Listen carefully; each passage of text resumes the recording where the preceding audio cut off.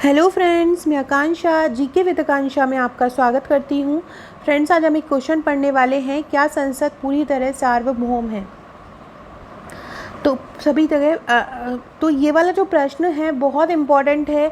आप किसी भी एग्ज़ाम की तैयारी कर रहे हो, किसी भी स्टेट के एग्ज़ाम की तैयारी कर रहे हैं, तो ये जो शब्द है बहुत इम्पॉर्टेंट हो जाता है संसद का। और संसद का जो टॉपिक है, आपको किसी भी सिलेबस में 2019 के लिए तैयारी कर रहे हैं और 2020 के लिए तैयारी कर रहे हैं, तो सभी के लिए ये जो क्वेश्चन है बहुत इम्पॉर्टेंट हो जाता है।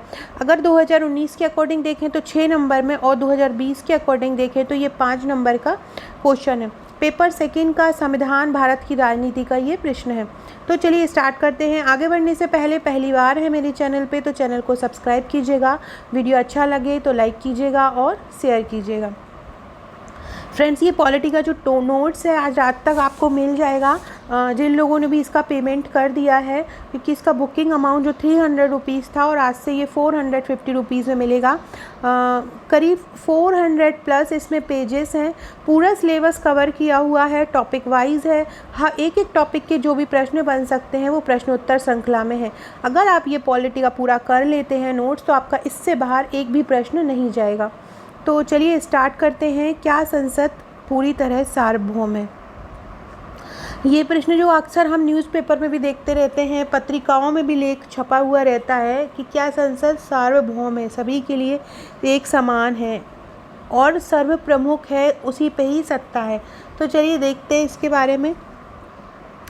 हमेशा यह प्रश्न उठाया जाता है कि भारतीय जनता और संघ के एकक राज्यों का प्रतिनिधित्व करने वाली संसद क्या सार्वभौम है। इस संबंध में काफ़ी मतभेद हैं। सिद्धांततः संविधान ने संसद को सीमित सार्वभौम बताया है। पूरी सत्ता संसद के पास नहीं है। संविधान ने इसको सीमित सार्वभौम बताया है, कुछ सीमित शक्तियाँ इनके पास हैं।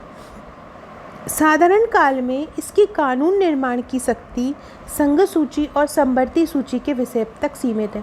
फ्रेंड्स, संविधान की जो अनुसूचियां हैं उसमें संविधान की 7वीं अनुसूची है, जिसमें केंद्र और राज्यों में शक्तियों का विभाजन कर दिया है। तो केंद्र और राज्यों में शक्तियों का विभाजन किया है। एक बनाया है केंद्रीय सूची, एक बनाया है राज्य सूची और एक बनाया है समवर्ती सूची।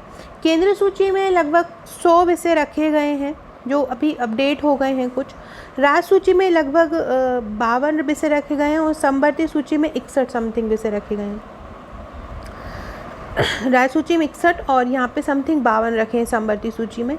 तो केंद्र जो सूची है, तो ऐसे विषय जिनमें कानून बनाने का जो दायित्व है, कानून निर्माण की प्रक्रिया जो केवल केंद्र के पास है, केंद्र सूची में आते हैं। ऐसे विषय जिन पर कानून बनाने का दायित्व है वो राज्य के पास है, वो राज्य सूची में कहलाते हैं। तथा ऐसे विषय जिस पे केंद्र और राज्य दोनों ही कानून बना सकती है, वो समवर्ती सूची में आते हैं। इसके अलावा एक और सूची है अपशिष्ट सूची।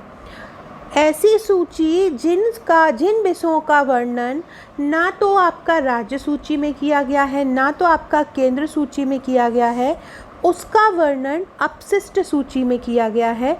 उन पर कानून बनाने का अधिकार संसद को है। अब संसद समवर्ती सूची में भी बना ही सकती है, केंद्र सूची में भी बना ही सकती है और अपशिष्ट सूची में भी बना सकती है। इसके अलावा यदि राज्य उनसे बोले, 2 या 2 से अधिक राज्य उनसे सिफारिश करें कि आप हमारे विषय पे कानून बना दो या आप इस सब्जेक्ट पे कानून बना दो, तो उस पर भी संसद कानून बना सकती है। तो साधारण काल में इसकी कानून निर्माण की शक्ति संघ सूची और समवर्ती सूची के विषयों तक सीमित है। मतलब अगर साधारण परिस्थितियां हैं तो कानून जो निर्माण होगा उसकी शक्ति जो होगी वो संघ सूची और समवर्ती सूची के विषयों तक सीमित है। मतलब वो या तो संघ सूची में बना सकती है कानून या समवर्ती सूची में बना सकती है।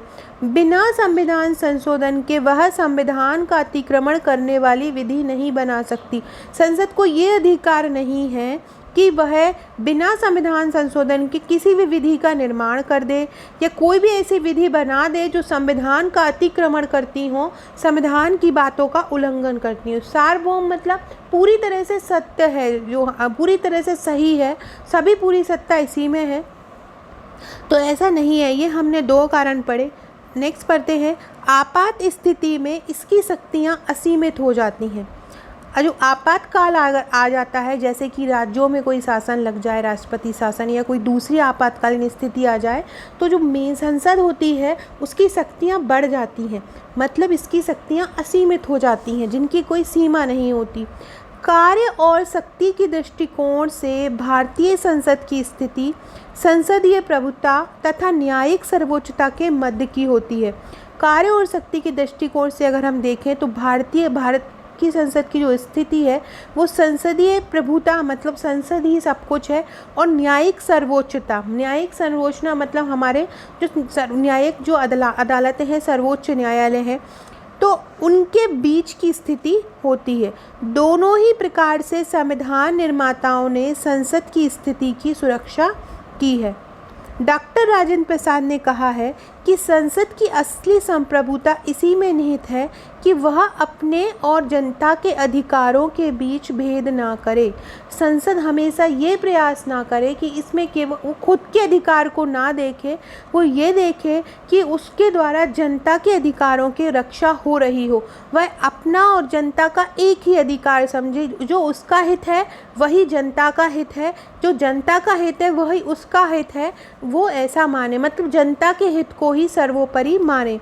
यदि प्रजातंत्र को अस्थिर और सफल बनाना है तो संसद को अपनी अधिकारों की रक्षा के साथ प्रजा की आवाज़ सुनने को भी तैयार रखना चाहिए। इसका मतलब अगर संसद कोई कानून बना रही है तो संसद को केवल उस कानून में अपना फ़ायदा नहीं देखना चाहिए, संसद को ये सोचना चाहिए, संसद को ये समझना चाहिए कि जो वो कानून बना रही है, जो भी विधायी शक्ति का निर्माण कर रही है, उससे उसका के साथ साथ जनता का भी भला हो और वह ऐसा हित का काम हो जो प्रजा हित की दृष्टि से बहुत ज़्यादा लाभदायक हो और प्रजा के हित के लिए हो। तो इस प्रकार से हम ये कह सकते हैं कि संसद जो है पूर्ण तरीके से सार्वभौम नहीं है, उसी में पूरी सत्ता नहीं है। तो इस प्रकार से हम ये लिख सकते हैं। पहले हमने लिखा में से ये प्रश्न उठाया जाता है, साधारण काल में इसके कानून निर्माण की शक्ति संघ और समवर्ती सूची में है, लेकिन इनमें भी वह बिना संविधान संशोधन के कोई विधि नहीं बना सकती। यहाँ पे नहीं है, साधारण काल में इसकी शक्तियाँ क्या हो गई, सीमित हो गई। तो अगर ये साधारण काल में भी असीमित होती तो ये पूर्ण तरह से सार्वभौम होता, सत्ता इसी के हाथ में होती, लेकिन आपात स्थिति में इसकी जो शक्तियाँ हैं वो असीमित हो जाती हैं। कार्य और शक्ति के दृष्टिकोण से भारतीय संसद की स्थिति जो होती है संसदीय प्रभुता और न्यायिक सर्वोच्चता के मध्य होती है। दोनों ही प्रकार से संविधान निर्माताओं ने संसद की स्थिति की सुरक्षा की है। डॉक्टर राजेंद्र प्रसाद ने कहा है कि संसद की असली संप्रभुता यह है कि वह अपने और जनता के अधिकारों के बीच भेद ना करे। यदि प्रजातंत्र को सफल बनाना है तो संसद को अपने अधिकारों की रक्षा के साथ साथ प्रजा की आवाज़ सुनने को भी तैयार रहना चाहिए। सो फ्रेंड्स, ये था हमारा आज का क्वेश्चन। ये मेरा पॉलिटी का प्रश्न है, पेपर सेकंड का प्रश्न है। मेरी राजनीति के नोट्स से आप अगर पूरे प्रश्न अच्छे से तैयार कर लेते हैं तो आपका क्वेश्चन बाहर नहीं जाएगा।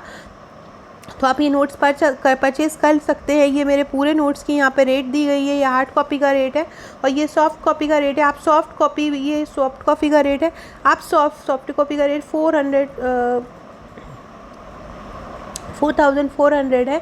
तो आप ये सॉफ्ट कॉपी भी ले सकते हैं और हार्ड कॉपी भी ले सकते हैं, और सॉफ्ट कॉपी भी लेके आप प्रिंट निकाल सकते हैं जैसा आपको सुविधाजनक रहेगा। अगर हार्ड कॉपी आप लेंगे तो ये उसकी फाइलें हैं, और मध्य प्रदेश स्पेशल का भी एक अलग नोट्स है, वो इसी में शामिल है। और आप अलग से लेना चाहते हैं तो आपको वो अलग से भी मिल जाएगा, जिसमें मध्य प्रदेश के पूरा तीनों पेपर का नोट्स रहेगा।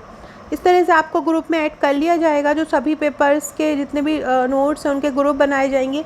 वहाँ पे आपको एग्ज़ाम तक अपडेट दिया जाएगा और अच्छे आंसर्स फ्रेमिंग दिए जाएंगे, प्रीवियस ईयर्स के क्वेश्चन दिए जाएंगे, तो आप इन्हें ले सकते हैं। इस प्रकार से आपका फ़ाइल रहेगा जहाँ पे आप जो आपको घर पर मिल जाएगा। सो फ्रेंड्स, ये थे हमारा आज का टॉपिक। इसी तरह से और को टॉपिक के लिए आप मुझे फॉलो करते रहिएगा। इसको अपनी जो नोट्स बनाते हैं कॉपी में वो नोट्स बना लीजिएगा।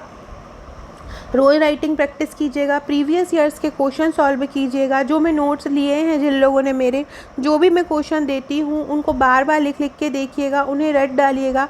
एक क्वेश्चन से कोशिश कीजिएगा कि आप 3 तरीके के प्रश्न बना पाएँ, 3 नंबर, 6 नंबर और 15 नंबर। हर क्वेश्चन को अच्छे से अध्ययन कीजिएगा। कोई भी क्वेश्चन नहीं समझ में आता है तो आप मुझे वीडियो में बोल सकते हैं, मैं आपको वीडियो में समझा दूँगी। Okay friends, thank you.